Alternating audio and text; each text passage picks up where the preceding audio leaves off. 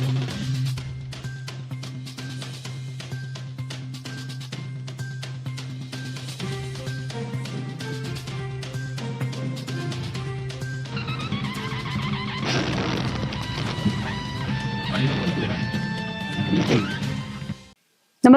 आपण पाहता हिरकणी न्यूज.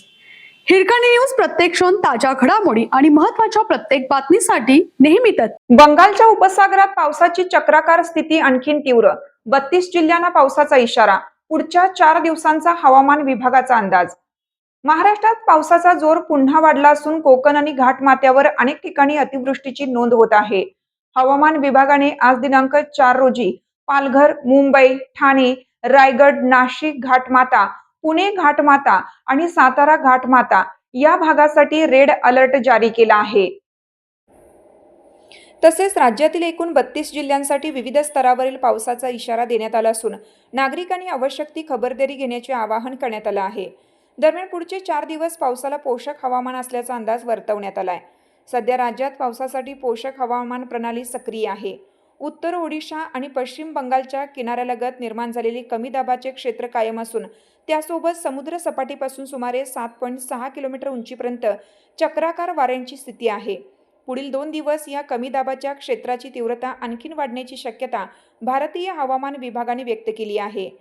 याशिवाय हंगामी कमी दाबाचा पट्टा राजस्थानपासून बंगालच्या उपसागरातील कमी दाबाच्या क्षेत्रापर्यंत सक्रिय आहे. महाराष्ट्र आणि कर्नाटक किनारपट्टीलगत ऑफशोअर ट्रफ कायम असून उत्तर बंगालच्या उपसागरापासून गुजरात मार्गे आग्नेय अरबी समुद्रापर्यंत कमी दाबाचा पट्टा विस्तारलेला आहे. महाराष्ट्राच्या उत्तर भागात 3.1 ते 7.6 किलोमीटर उंचीवर परस्पर विरोधी वाऱ्यांचे जोड क्षेत्र कायम असल्याने पावसाची तीव्रता वाढण्यास अनुकूल परिस्थिती निर्माण झाली आहे. दरम्यान नैऋत्य मोसमी वाऱ्यांनी देशाच्या बहुतांश भागावर प्रगती केली आहे. शुक्रवारी मान्सूनने उत्तर अरबी समुद्र, गुजरातचे आणखीन काही भाग, संपूर्ण मध्य प्रदेश तसेच राजस्थान आणि हरियाणाच्या काही भागात आगेकूच केली. पुढील 4 ते 5 दिवसात गुजरात, राजस्थान, हरियाणा आणि पंजाबच्या उर्वरित भागातही मान्सून दाखल होण्याची शक्यता आहे.